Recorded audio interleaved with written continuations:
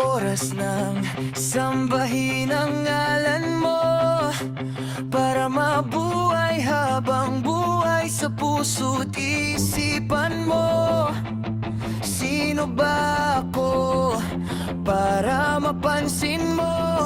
Mga dalangin ko sa'yo, sana'y pakinggan mo.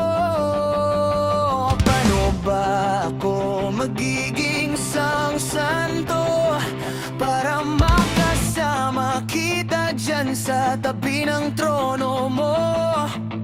Ilan pang pagsubok ang daraanan ko bago ako makaranas ng mga milagro.